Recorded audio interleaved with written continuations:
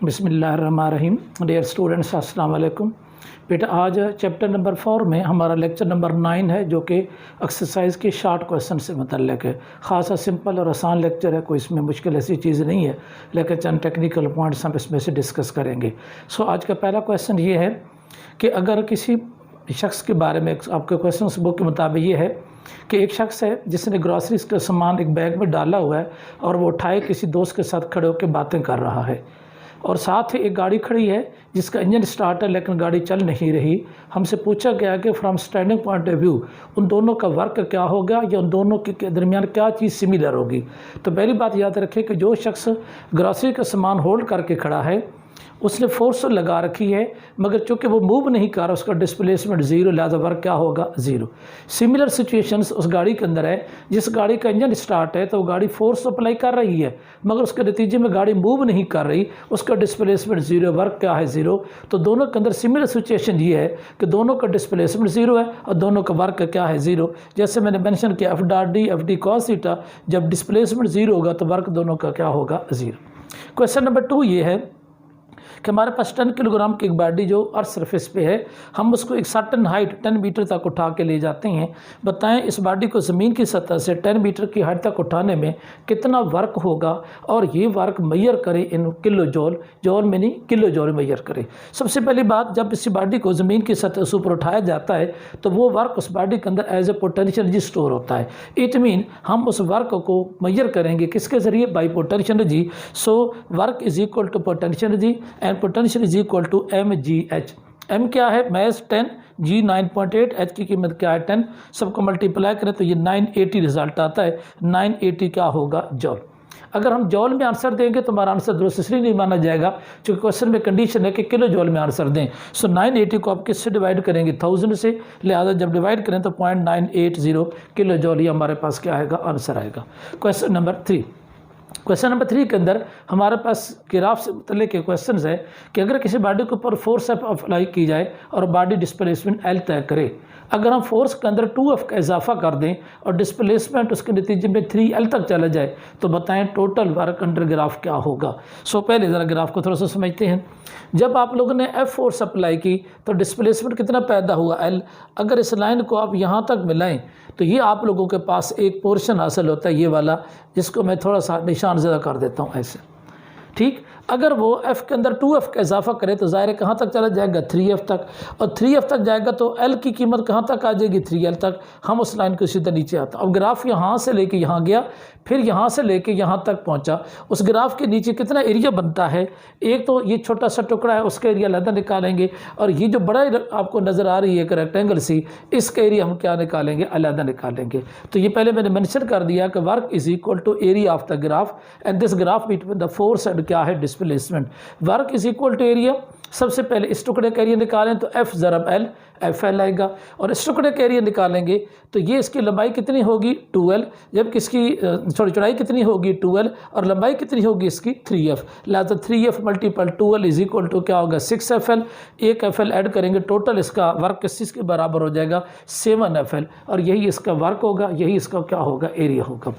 इसके बाद question number 4 में 2 हिस्से या 2 पॉइंट्स पूछे गए हैं कि 50 किलोग्राम का एक क्रेट, ये एक बॉडी है जिसको हम ज़मीन की सतह से 50 सेंटीमीटर की हाइट तक उठाते हैं, कितना वर्क होगा।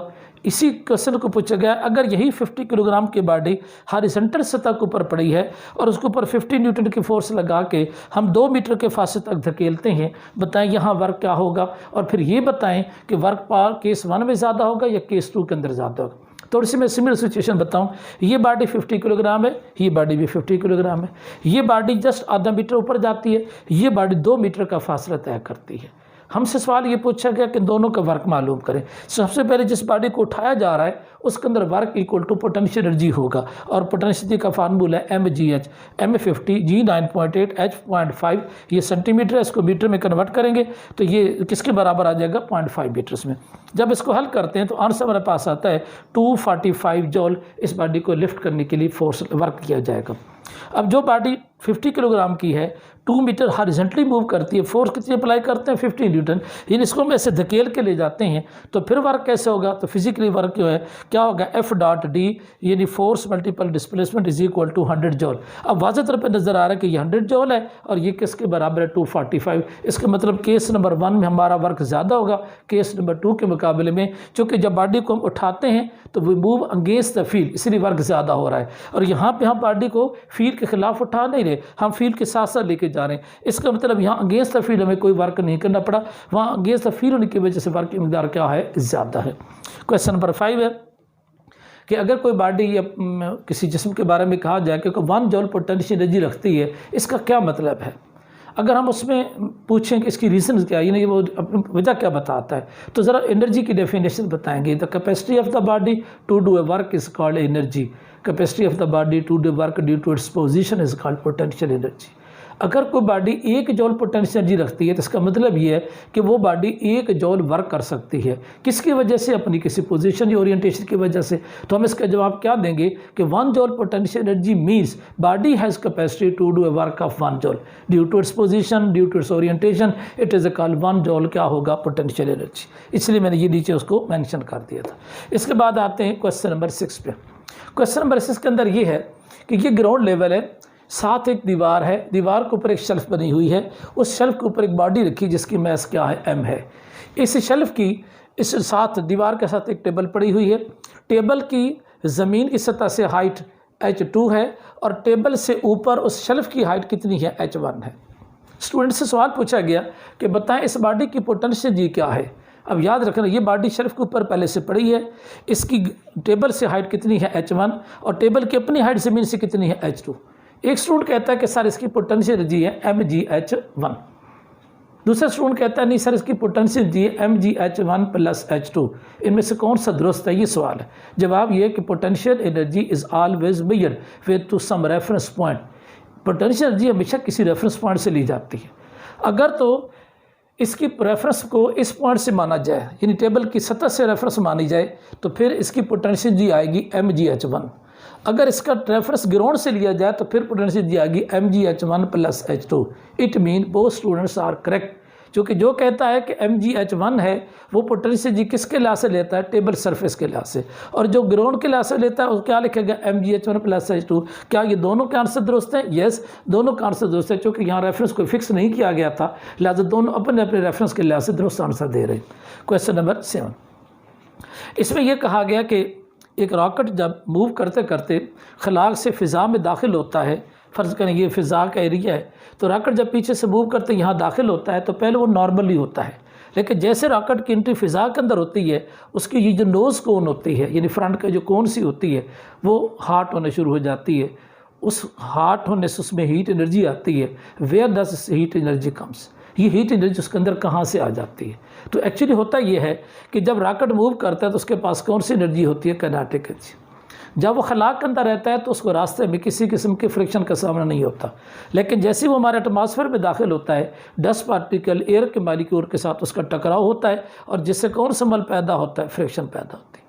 ड्यूरिंग फ्रिक्शन उसकी काइनेटिक एनर्जी का कुछ हिस्सा किस में जाना शुरू कर देता है, हीट के अंदर, और वो उसी वजह से उसकी नोज़ कोन जो है वो हार्ट होना शुरू हो जाती है। लिहाजा some kinetic energy use doing the against the friction, friction के खिलाफ काम करने में कुछ काइनेटिक एनर्जी सर्फ होगी और जो कि क्या पैदा करेगी, हीट, जिसकी एनर्जी में नोज़ कोन किस में चली जाएगी, हार्ट हो जाएगी। तो हीट कहाँ से आती है, comes from the kinetic energy due to the frictions. Question number 8, question number 8 के अंदर आपको 3 ऑप्शन दिए गए जो बड़े आसान से हैं। एक कंप्रेसर स्प्रिंग है वॉच का, उसमें कौन सी एनर्जी पाई जाएगी। फिर पूछा गया कि पानी किसी डैम के अंदर खड़ा, उसके अंदर कौन सी एनर्जी होगी।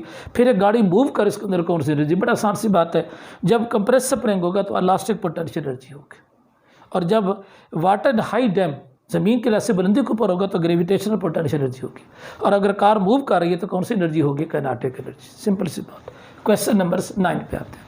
क्वेश्चन नंबर 9 के अंदर ये है कि एक लड़की के हाथ में एक कप है, एक ख़ास हाइट के उसके ऊपर कप को पकड़ा है, अचानक उसके हाथ से कप छूट जाता है और कप जाके ज़मीन से टकराता है और स्मैशेस हो जाता है, टुकड़ों में तकसीम हो जाता है, टूट जाता है। बताएं कौन कौन सी एनर्जी चेंजेस इसमें इन्वॉल्व थी।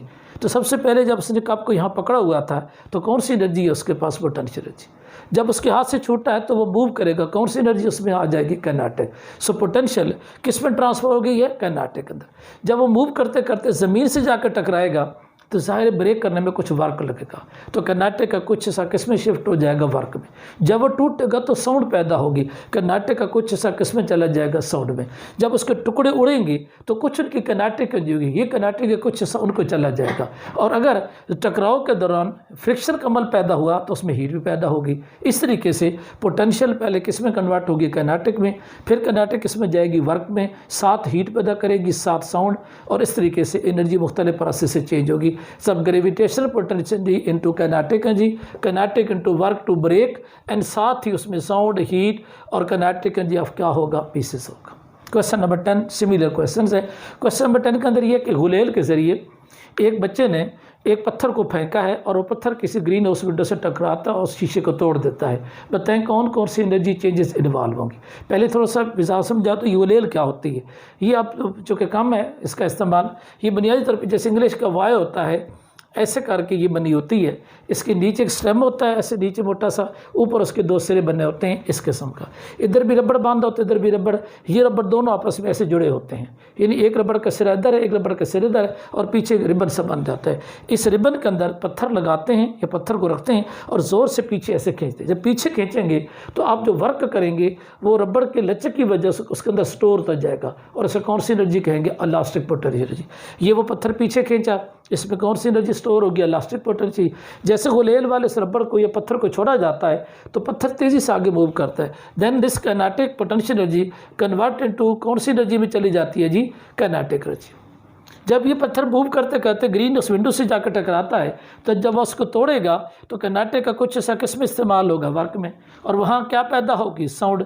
वहाँ क्या पैदा होगी? हीट। और जब पीसेस उड़ेंगे उनकी क्या होगी? Kinetic energy. इसका मतलब ये है कि elastic potential energy convert into kinetic energy, and kinetic energy to work to break, and साथ sound, heat and some of kinetic energy pieces उसमें चली जाएगी। ये था क्वेश्चन नंबर हमारा क्या 10। तो ये थे चंद हमारे शॉर्ट क्वेश्चन जो चैप्टर नंबर 4 से बता लेते।